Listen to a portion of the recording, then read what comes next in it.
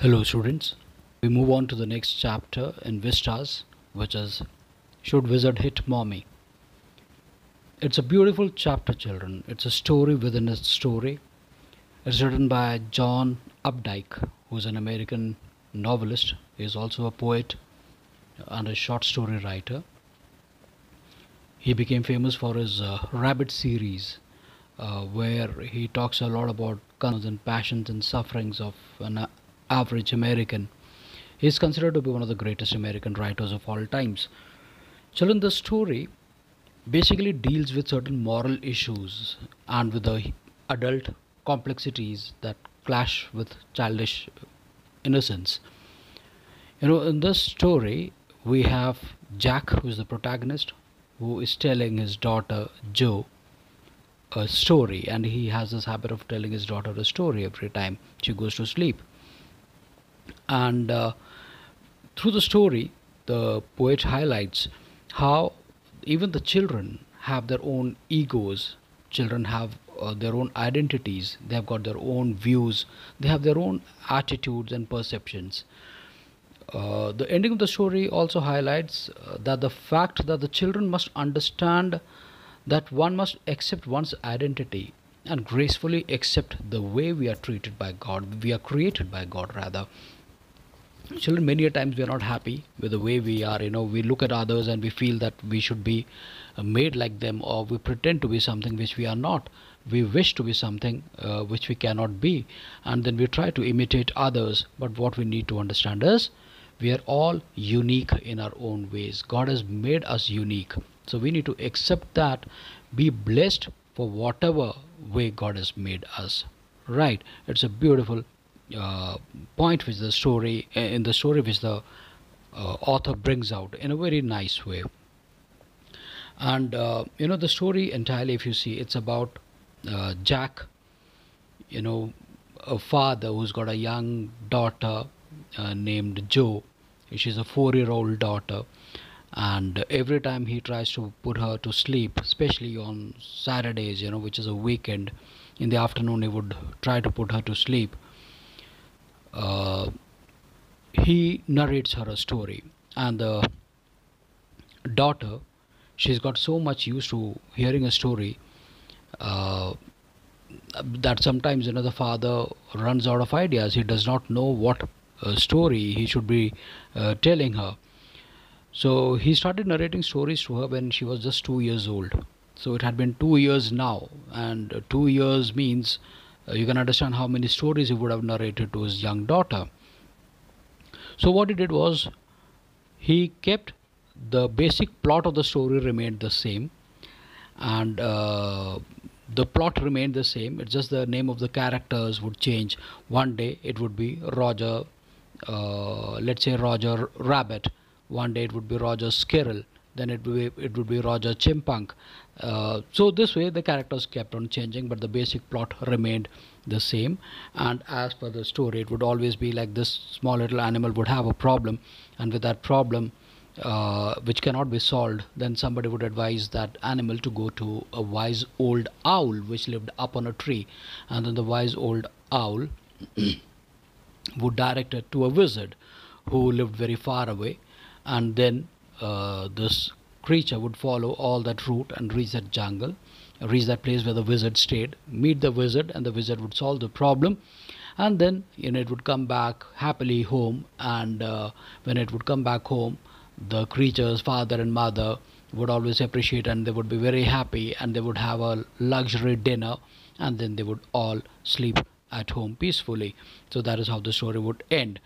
So on this particular day, when the father decides to tell his daughter a story, so she's excited. He asks his daughter, okay, what do you want me to tell you? Which story? She said, okay, tell me a story on skunk.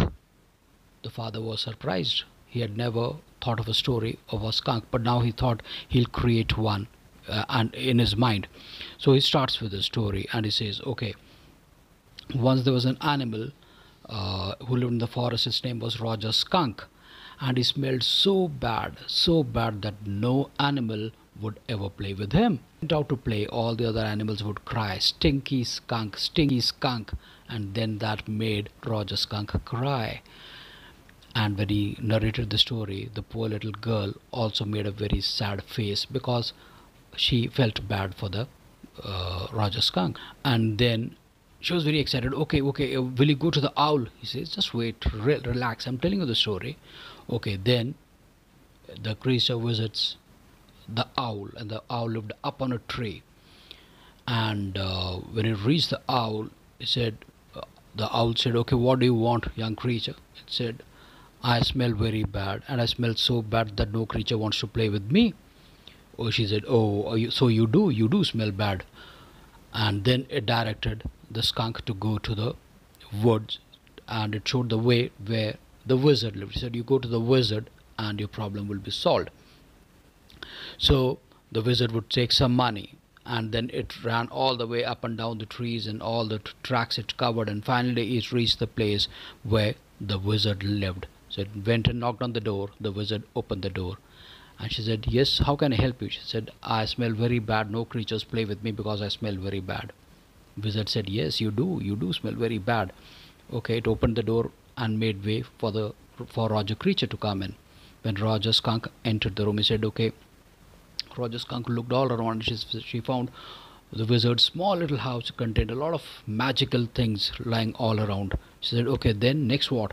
The next, she said, the wizard said, okay, what do you want to smell like?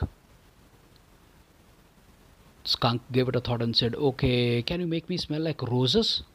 He said, yes, why not? It took out a magic wand, and then it narrated abracadabra bogus boo. And then with that magic, suddenly the smell of the skunk changed, and it now smelled like roses. It was very, very happy, and I said, okay, my fees here is what I want. Like, you're going to pay me this many pennies as fees. So when Roger Skunk looked, he found that he was short of money. So then the wizard says, okay, don't worry, if you go there, to a particular direction, there you'll find a magic well, and in that magic well you'll find the amount of money that you're short with. You can take that money and give it. When you come back, you can give it to me. It does that, and it goes back home.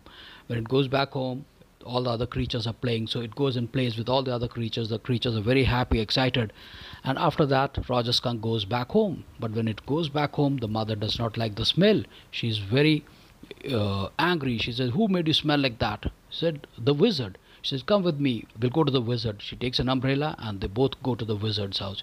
The mother knocks at the wizard's door. The moment the wizard opens the door, the mother hits the wizard with her umbrella on his head. But Joe does not like that part of the story. She said, that's wrong, she shouldn't have done like that, because the wizard was only trying to help, and the mother did a wrong thing. But father said, okay, this is my story, it's going to continue that way. And then he forces the daughter to listen to the story. The daughter rebels at the story. She says, no, it's not going to, that's not how it goes. And then after that, they all come back, and at night the mother hugs Roger Skunk and says, and okay, before that she says, okay, the wizard is asked to make Roger Skunk smell like as he was before. And then again she has the same smell of a skunk, but at that night the mother loves the skunk a lot. So this is what the message the author gives. You are loved for the originality, the way you're created. Your mother, your parents, the society will ultimately like you the way you are. And but Joe says, but when it went out to play with the other creatures, won't the other creatures again call her names and shun her out? The mother says no, because the other creatures started accepting Roger Skunk the way she was, and then they loved her for what she was. So, but Joe still does not. She says, okay, you're going to tell me a story where the wizard hits back the mother. Father says, no, that's not the story. She says, I don't care. You're going to tell me the story where the wizard hits back the mother, because the mother was wrong. She should not have behaved like that. The father says, no, it's my story. You're going to listen to it. The child protests. But now the father realizes the child is not going to sleep. He scolds her, and now that is over, tries to, but he finds the moment he turns back, he sees that the girl is jumping on the bed, and she's telling the father, no, you're going to change the story. He says, no, you're going to sleep. Please lie down and sleep. He tucks her under the bed, Again, as he goes out, again he finds that she's jumping up on the bed. She says, no, tomorrow you're going to tell me the story where the wizard hits back the mother. The father is very perturbed now. The father does not know what to do. Down below, he could hear the wife. She's pulling out chairs. She's trying to furnish all the furniture there. And he knew his wife was pregnant with the third child. And he wanted to go down and help his wife. So he goes down. But even when he's climbing down the stairs, he could still hear Joe shouting at the top of a voice, no, tomorrow you're going to change the story. Tomorrow you're going to tell me the story where the mother hits back. The wizard hits back the mother. Now, finally, the father gets very angry and he says, Joe, will you sleep or do you want me to come up there and spank you? Then the daughter becomes quiet and he comes down. The father comes down. The mother says, his wife says, oh, Joe, you took a very long time there. The father is so, what should I say? The father is so exhausted by now. He just sits there. He does not want to talk to his wife. He does not want to talk to anyone. He's just exhausted with the entire episode, what he is told.